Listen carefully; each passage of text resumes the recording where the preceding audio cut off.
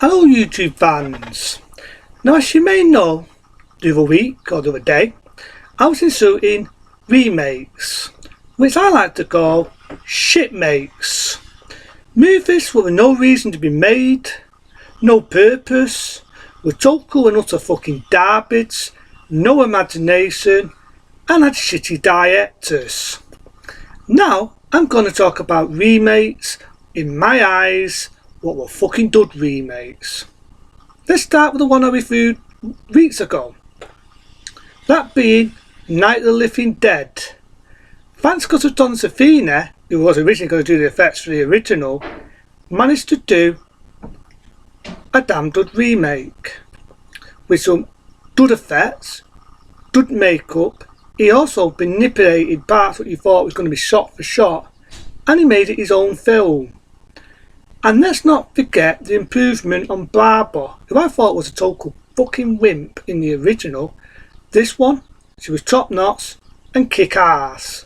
And if you want to see a better review of it, just watch my review of the 90s Night of the Living Dead, because that is how you do a remake the right way. Then we go on to the Blob, the 88 Blob. Finding it on DVD in this country is an impossibility, but I've got it. And it's how you do a remake the right way. It manipulates you thinking you're going to have another Chief Machine, but it doesn't. I like the 58, the Blob, but to be honest, the only decent thing was the Blob and Chief Machine. In this you've got characters, they improve your characters, you think there's going to be a Chief Machine, and the Chief Machine character gets killed. It manipulates you. It's ballsy, it's edgier. The Blob kicks the shit from the original. It's fast. It kicks ass. And the only two what are shot to shot is an homeless guy, well, an old diaper guy who gets the Blob on his hand, just like the 50s one.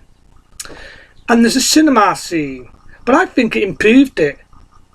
It was more edgier, it was 18, and it was ballsy. That is how you do a remake the right way. And now we're going to Jeff Goldblum's The Fly. The names are different. It's a different story. The only bit you could say which is similar is the pod. But it even shows the pod. Jeff Goldblum, as I meant to say, my favourite actor, that's the film that made him. And it also made Dina Davis. Even though they was in films well before The Fly, they improved on it. And in technically you could say The Fly 2 is a remake of the second Fly from the 50s. But I'll talk about that another time, because that's also one of my favourites. But The Fly, I cry when I see that, even though I've seen it loads of times. Because you never see a film with them special effects ever again. You just never would see it. So it was ahead of its time. And speaking of good effects, let's go on to John Carpenter's The Thing. I love the original 50s Thing, because sometimes I like the old 50s monster films. Like I like some of the 1930s monster films. I like the sci-fi B monster films.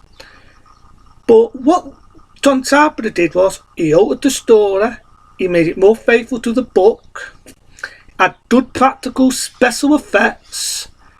And hey, if you want to see a sample and how you do shit effects, what's the fucking prequel?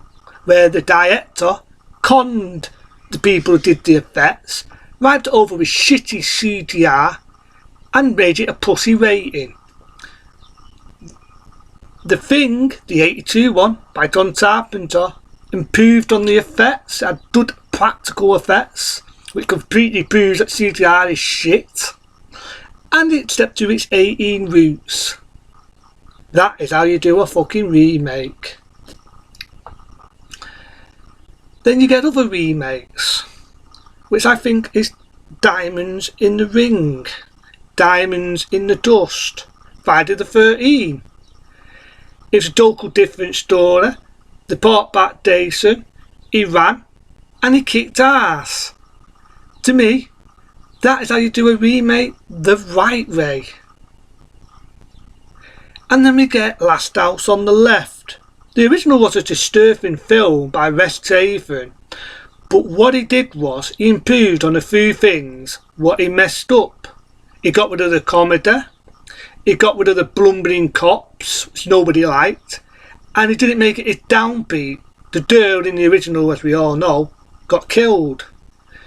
At least, even though what happened to her is disturbing, at least he got the lift. And it made the lad not as dopey. He actually stuck up for himself. And how to shoot that? Again, that's how you do a remake the right way. And Wes Craven, may he rest in peace, did a good one. He improved on the stuff what he did in 1972, and he made it a bit more straight to what it was and not throw as much humour in. Because that's the only thing I had with the 72 Last House. It's a disturbing film, but with the comedy, it kind of downed it a bit. I Spit on You, Dave. The original is a disturbing film by far, but when you see the later one, again, it improves the character. It definitely was more revenge than just a typical raping revenge film. I like that. They improved on it. Like the original, as we all know, is a video nasty, and the uncut one is definitely nasty.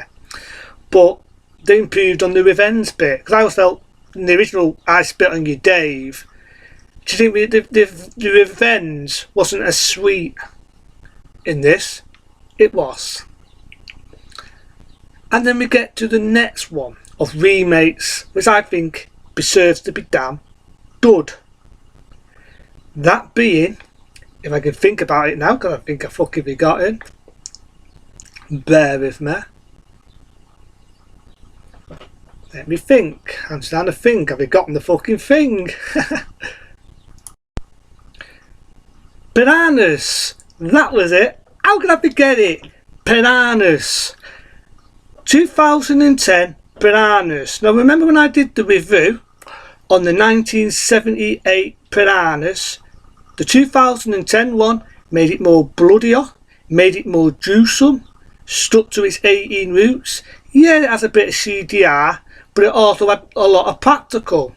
And when people saw the bodies, they actually thought they were real. That's how good the practical effects were. I sometimes wish the 78 one was that gruesome, because you think with a title Piranha, or Bananas, it was going to be a bloodbath. And it wasn't really that bloody, apart from some cheesy music. It wasn't that bloody. The 2010 one was its own film. It was better, it was edgier, and it kicked fucking ass. Them remakes, I think is worth a fuck. There's probably more what come to me, but they're ones, what is in my eyes, were done by proper directors who had a passion. John Carpenter had a passion. Jeff Goldblum had a passion when he did those films. Today's directors are just fucking hack and just out to make a cheap buck. And you can see it. And I don't know why, because all they're doing is casting in on the name. That's why I give them my own brand name, because it's an insult on the original.